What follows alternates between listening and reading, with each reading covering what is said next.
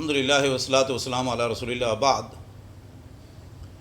رؤیت ہلال کے متعلق آج کل عوام میں شکوک و شبہات پائے جاتے ہیں۔ سب سے پہلی بات یہ ہے کہ کیا اختلاف مطالعے کا شریعت میں اعتبار ہے یا نہیں، یعنی مختلف اسلامی ممالک میں جو الگ الگ چاند دیکھنے کا اہتمام کیا جاتا ہے، کیا اس کا اہتمام کرنا چاہیے، اس کا کوئی اعتبار ہے، کیا اس سے تاریخ میں فرق پڑتا ہے، یا سب کو ہی سعودی عرب کی رؤیت پر اعتبار کرنا چاہیے۔ تو اس حوالے سے مختصراً بات یہ ہے کہ شریعت میں اختلاف مطالعے قابل اعتبار ہے۔ اس کی دلیلیں کتاب و سنت میں موجود ہیں۔ قرآن کریم میں اللہ رب العزت نے سورج اور چاند کی منزلوں، ان کے راستوں، ان کے مطالعے، طلوع اور غروب، اس کے زمانے کا تفصیل سے تذکرہ فرمایا ہے، اور علماء نے جو اس حوالے سے کتابیں لکھی ہیں اس میں بھی اس کا تفصیل سے ذکر موجود ہے۔ اس کی صریح دلیل امام ترمذی رحمۃ اللہ علیہ نے جامع ترمذی کے اندر دلیل دی ہے۔ ایک واقعہ نقل کیا ہے کہ عبداللہ بن عباس رضی اللہ تعالیٰ عنہ حبر الامہ ترجمان القرآن مفسر قرآن رضی اللہ تعالیٰ عنہ ورداہ فرماتے ہیں کہ انہوں نے اپنے غلام قریب رحمۃ اللہ علیہ، جو کہ خود بہت بڑے محدث عالم فقیہ ہیں، ان کو شام کسی کام سے بھیجا۔ شام اس وقت مسلمانوں کا دارالخلافہ تھا، اور امیر معاویہ رضی اللہ تعالیٰ عنہ اس وقت مسلمانوں کے مشترکہ بالاتفاق خلیفہ تھے۔ تو امیر معاویہ رضی اللہ تعالیٰ عنہ کے پاس جب یہ پہنچے تو انہوں نے پوچھا کہ آپ کو مدینہ میں رمضان کا چاند کب نظر آیا؟ تو انہوں نے کہا کہ ہم نے لیلۃ السبت کو رمضان کا چاند دیکھا۔ کہ عبداللہ بن عباس رضی اللہ تعالیٰ عنہ نے بھی دیکھا۔ پوچھا آپ نے دیکھا؟ جی ہاں۔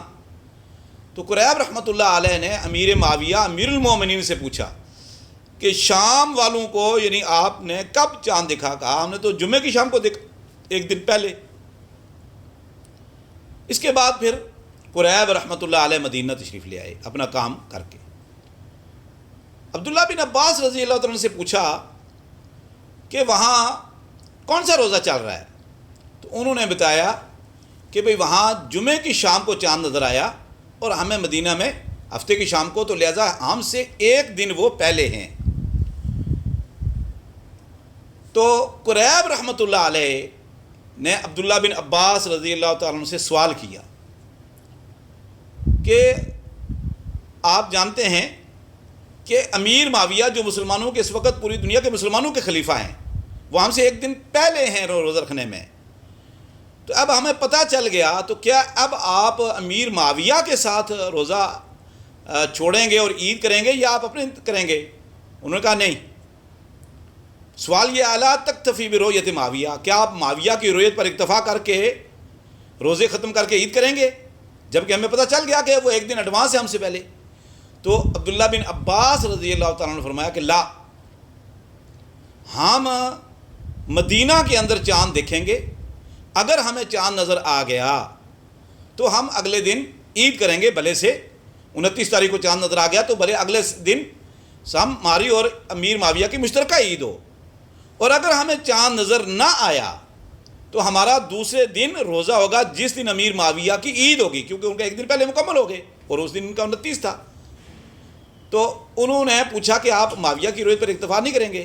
عبداللہ بن عباس نے فرمایا لا، ہاکذا امرنا رسول اللہ صلی اللہ علیہ وسلم، اللہ کے نبی صلی اللہ علیہ وسلم نے ہمیں ایسے ہی حکم دیا ہے کہ صوموا لرؤیتہ وافطروا لرؤیتہ، چاند دیکھ کر روزہ رکھو اور چاند دیکھ کر روزہ افطار کرو۔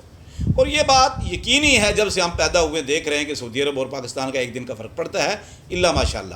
اسی طرح آپ مغرب کی طرف چلے جائیں تو زیادہ فرق بھی پڑ سکتا ہے، اور مدینہ سے شام مغرب میں ہے، اس لیے وہ ایک دن ایڈوانس تھے، جیسے سعودیہ ہم سے ایک دن پہلے ایڈوانس ہوتا ہے۔ تو ایک یہ مسلمہ اصول ہے۔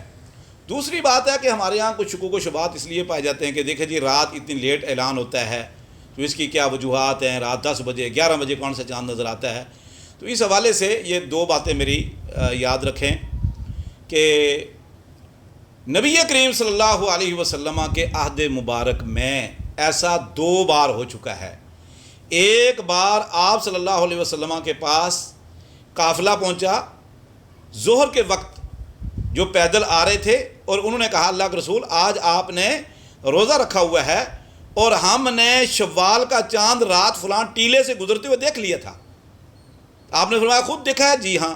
تو آپ نے کہا کہ اب تو ہم ظہر کا وقت ہو چکا ہے، اب ہم نماز عید نہیں پڑھ سکتے، اور ان کی رویت پر اکتفا کرتے ہوئے اور اعتبار کرتے ہوئے، یقین کرتے ہوئے اللہ کے نبی صلی اللہ علیہ وسلم نے اعلان کر دیا کہ آج 1 شوال ہے، روزہ افطار کر دو، چھوڑ دو، البتہ عید ہم کل پڑھیں گے، کیونکہ عید کا وقت ہے زوال سے پہلے پہلے۔ ایک تو یہ موقع ہے کہ اگلے دن ظہر میں اعلان ہوا ہے۔ ایک بار اللہ کے نبی صلی اللہ علیہ وسلم نے فجر میں اعلان کیا، قافلہ آیا اور انہوں نے کہا، گواہی دی کہ ہم نے چاند دیکھا ہے، تو ان کی گواہی پر اعتماد کرتے ہوئے اللہ کے نبی صلی اللہ علیہ وسلم نے اعلان کر دیا کہ آج جنہوں نے سحری کھا لی ہے وہ چھوڑ دیں اور عید کریں۔ تو یہ گواہیوں پر ہے، جو ہی گواہیاں آتی ہیں ان گواہی کی تصدیق کی جاتی ہے، اور اس تصدیق پر وقت لگتا ہے، گواہی وہاں پہنچنے میں، تصدیق کرنے میں، اس شہادات کی چھان پھٹک میں، تحقیق میں اچھا خاصا وقت لگتا ہے، اور اس کے بعد جب مکمل یقین ہو جاتا ہے کہ ہاں وہ ایک آدمی نہیں ہے، 2-3 ہیں، یا وہ قابل اعتبار ہیں یا نہیں ہیں، کیا ایسا ممکن بھی ہے چاند کی رویت یا ناممکن ہے، اور جہاں یہ بندہ گواہی دے رہا ہے کیا وہاں چاند نظر آ سکتا ہے یا نہیں نظر آ سکتا، وہاں اس وقت مطلع صاف ہے یا پرآلود ہے۔ پھر اس بندے سے یہ پوچھا جاتا ہے کہ آپ نے چاند کس سمت میں دیکھا، کیسی کیفیت میں دیکھا، جب چاند دیکھا اس وقت کیا تھا۔ اگر وہ کہتا ہے کہ اس وقت یہ ٹائم تھا، تو دیکھا جاتا ہے کہ اس ٹائم اس جگہ یہ چاند کی رویت ممکن بھی ہے یا نہیں۔ ان ساری چیزوں کا جو ہے نا وہ ایک تحقیق کر کے، مکمل چھان پٹک کر کے، پھر تسلی اور اطمینان کے بعد پھر مرکزی رویت ہلال کمیٹی کی طرف سے باقاعدہ یہ اعلان کیا جاتا ہے۔